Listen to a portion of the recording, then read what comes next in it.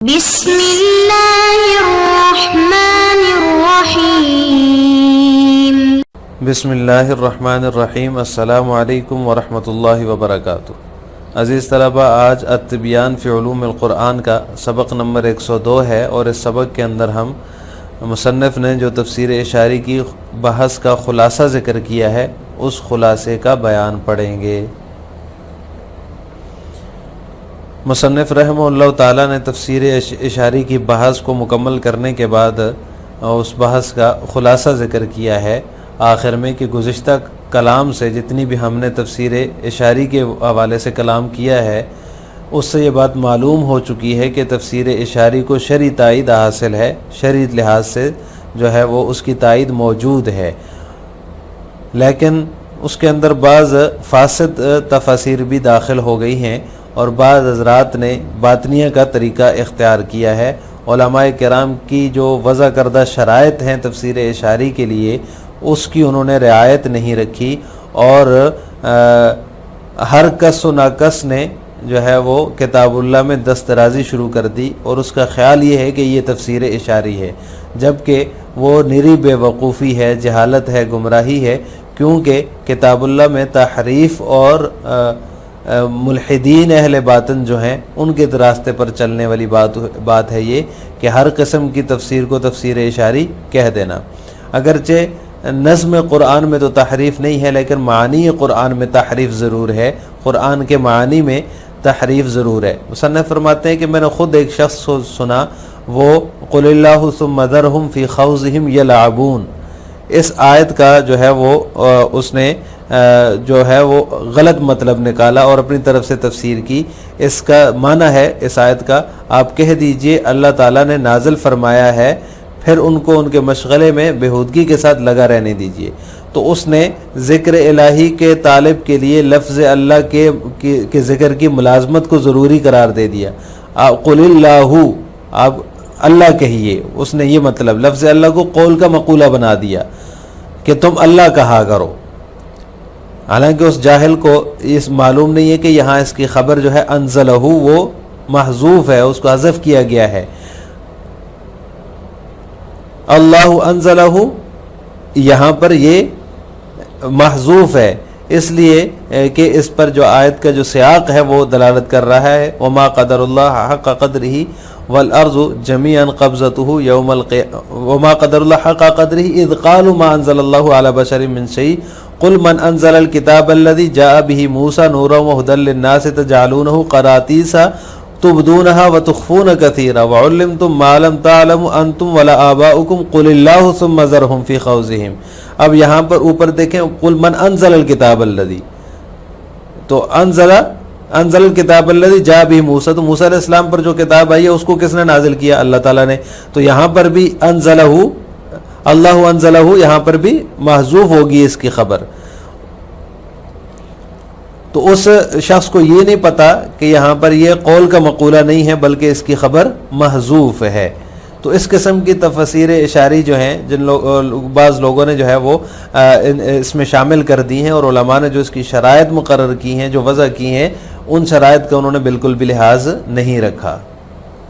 مصنف رحمہ اللہ فرماتے ہیں کہ اس قسم کی تخلیط اور تلبیس کی جو ہے، تخلیط و تلبیس کی بہت ساری مثالیں ہیں، یعنی قرآن کریم کے معانی میں خلط ملط کرنا اور اس کو جو ہے وہ خراب کر دینا، اور اس سے اپنے جو ہے وہ باطل قسم کی تفسیر مراد لینا، اس قسم کی مثالیں بہت ساری ہیں۔ علماء حق کے لیے مناسب نہیں ہے کہ وہ اس قسم کے جہلاء کو کتاب اللہ پر دست درازی اور ظاہر کے خلاف اور حق کے متضاد قرآن کی تفسیر کرنے کا موقع دیں۔ یہ علماء کی ذمہ داری ہے۔ مصنف فرماتے ہیں کہ علماء حق کی ذمہ داری ہے کہ ان جہلاء سے کتاب اللہ کو بچا کر رکھیں،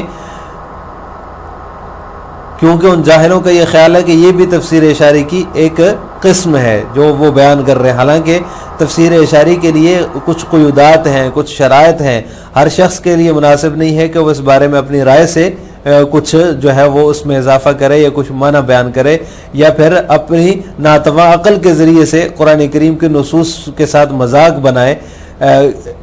شیخ الاسلام ابن تیمیہ رحمہ اللہ فرماتے ہیں، نیم حکیم جسم کو بگاڑتا ہے اور نیم عالم مذہب کو بگاڑ دیتا ہے. یعنی کہ جیسے کہ محاورہ مشہور ہے، نیم حکیم خطرہ جان، نیم ملا خطرہ ایمان ہوتا ہے. تو لہٰذا اللہ تعالیٰ سے دعا ہے کہ اللہ تعالیٰ ہمیں صحیح راستے کی طرف رہنمائی فرمائے، اور اس قسم کی تفاسیر سے جو ہے کتاب اللہ کو بچانا یہ علماء حق کی ذمہ داری ہے. خلاصۃ البحث ومما تقدم يتبين لنا أن التفسير الإشاري له ما يؤيده من الشرع ولكنه قد دخلت عليه بعض التأويلات الفاسدة وسلك فيه بعض الناس مسلك الباطنية ولم يراعوا الشروط التي وضعها العلماء وأخذوا يخبطون فيه خبط عشواء بل أصبح كل من هب ودب يتطاول على كتاب الله تعالى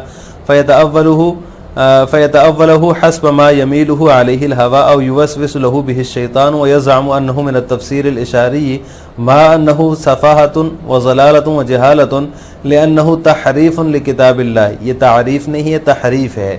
لأنه تحريف لكتاب الله وسلوك لمسلك الباطنية الملاحدة وهو وإن لم يكن تحريفا لألفاظ فإنه تحريف لمعانيه. ولقد سمعت من يستشهد بالآية الكريمة قل الله ثم ذرهم في خوضهم يلعبون على ضرورة ملازمة المريد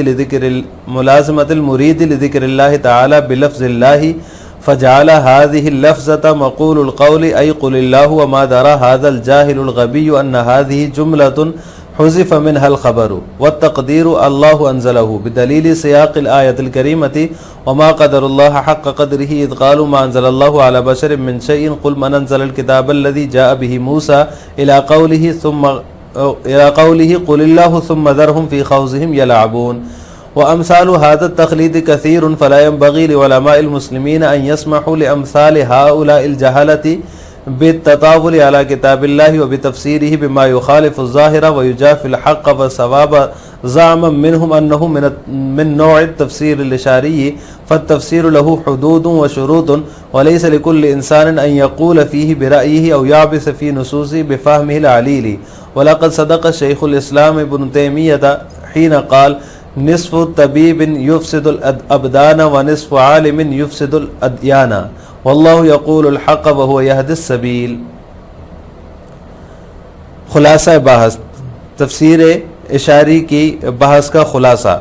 ما قبل کلام سے ہمارے سامنے یہ بات واضح ہو گئی کہ تفسیر اشاری کی شرح کی طرف سے تائید موجود ہے، لیکن اس کے اندر بعض فاسد تفسیریں بھی داخل ہو گئی ہیں، اور بعض حضرات نے اس تفسیر میں باطنیہ کا راستہ اپنا کر علماء کی وضع کردہ شرائط کی رعایت نہیں رکھی. وآخذو، اور وہ جو ہے شب کو اونٹنی کی طرح بے راہ چل دیے، بلکہ نوبت یہاں تک پہنچ گئی کہ ہر کس و ناکس نے کتاب اللہ پر دسترازی شروع کر دی،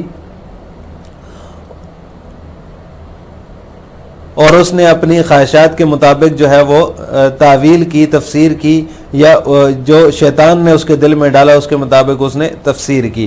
اور اس نے یہ گمان کیا اور وہ یہ سمجھتا ہے کہ یہ تفسیر اشاری میں سے ہے، یہ تفسیر اشاری کی قسم ہے، یہ تفسیر اشاری ہے، جبکہ یہ نری بے وقوفی ہے، جہالت ہے اور گمراہی ہے. لأنہ تحریف لکتاب اللہ، کیونکہ یہ جو ہے وہ کتاب اللہ کے اندر تحریف ہے اور جو ہے وہ گمراہ باطنیہ کے راستے پر چلنا ہے.